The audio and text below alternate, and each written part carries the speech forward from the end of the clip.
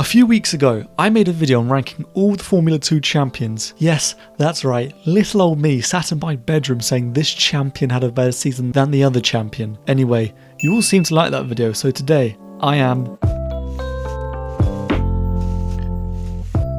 Just a quick disclaimer, I am only ranking the champions from the newly rebranded F3 Championship from 2019 onwards, so drivers such as Lewis Hamilton, Charles Leclerc, and Lance Stroll will be missing out.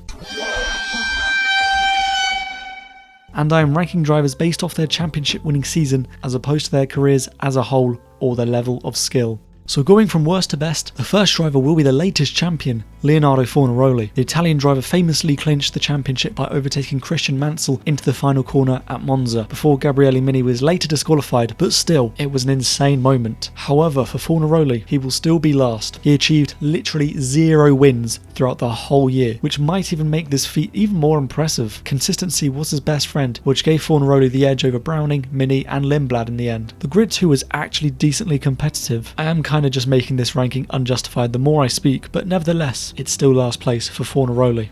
Now in 5th place, where to be honest, you can genuinely make a case for any of these other champions to be here, and I wouldn't be mad at any choice. It's been extremely difficult to figure out the difference between them all, so I've had to go with Oscar Piastri. The driver who currently is probably the best out of all these on the list will unfortunately have to sit in 5th place in my ranking. The Aussie driver was famously involved in the 3-way fight for the title at the final round of Mugello in 2020 with Théo Pourchaire and Logan Sargent. Fortunately for Oscar, he came out on top and won the title by 3 points. However, he was massively aided by Logan Sargent crashing on the first lap, and honestly, I reckon Sargent was the more deserved title winner in 2020. Not to say Piastri undeservedly won, but I think Sargent was hard done by in the final round. So Piastri's 0 poles, 2 wins and 6 podiums, which compared to the other champions is relatively low, contribute to him being this far down the list. Important to note that Piastri did have many DRS struggles throughout the year, which did hinder his pace, which kinda does contradict everything I've just said. So in 4th, will be Gabriele Bortoleto. Yes, I know this is absurd how I have ranked the 2 drivers who won it in their debut F3 year this low, but hear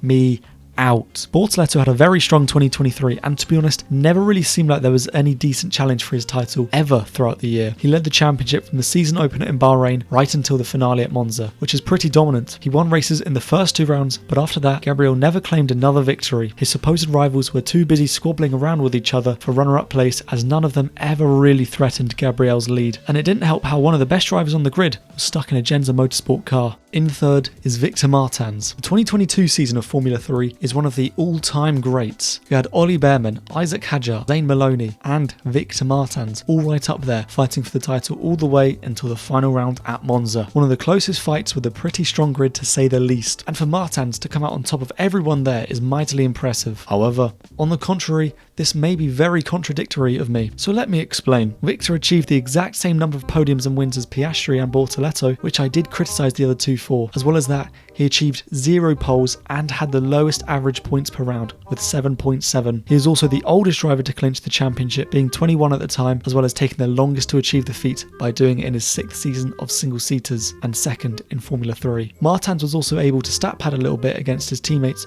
who were Gregoire Saucy and Juan Manuel Correa, and with the greatest respect, neither of them are world beater drivers, as they finished down in 13th and 15th. I feel as though I've really gone in on Martins there, which further proves my lack of confidence in my list. The runner-up will be Dennis Hauger. This may come as a shock to you all, but some of you are really forgetting about Dennis Hauger's F3 Championship title in 2021. So let me list off some stats. Hauger achieved 4 wins and 3 poles, the most out of everyone on this list. As well as that, Dennis achieved 9 podiums and the highest win percentage over the course of the season at 20%. He scored on average 10.25 points per round and did all this at the age of 18. The youngest on this list. That is insane. You may be thinking, crikey, that's impressive. So how is Hauger not first on this list? Well, it's a little different if you take a closer look at this season. Dennis was racing for Prema that year, who was still comfortably the best team in F3 at that point, having won the Drivers' Championship the previous 2 years as well. In fact, Hauger is still to this day the last driver to win the championship in F3 for Prema. His teammates too were, well, interesting. Hauger had Ollie Caldwell and Arthur Leclerc as teammates, who, respectfully, let's be realistic, are nowhere near being championship winning quality drivers. So that leaves the winner to be Robert Schwartzman. For me, This was an easy choice. The first champion in the newly rebranded Formula 3 Championship, Schwartzman dominated the grid in 2019, picking up 3 wins, 10 podiums and 2 poles in just 16 races. That is crazy work from him. Robert literally had only one race where he didn't score points, and that was in Hungary, where he retired from the race. This meant he had a 94% point scoring rate. He had the highest points per round out of everyone on this list too, with 13.25 on average per round. An 18.75% win rate is also the second highest here too. Schwartzman had some of the strongest teammates too, with fellow IndyCar driver Marcus Armstrong and former Formula E driver Jehan Daruvala, and he absolutely blitzed them by finishing 54 points ahead of Armstrong in second, the biggest gap so far in Formula 3. There were loads of other notable names in the championship in 2019, with Yuri Vips, Christian Lundgaard, Jake Hughes, Yuki Tsunoda, Liam Lawson, Felipe Drugovich, Logan Sargent, Richard Verschoor, David Beckman, and Alessio De Leda. Robert was racing for Prema, who had an absolute rocket ship in 2019, so much so that they had basically the same number of points as the teams in 2nd, 3rd and 4th in the constructors had combined. Former drivers have come out and said how they were astonished how quick the Prema was from pre-season testing.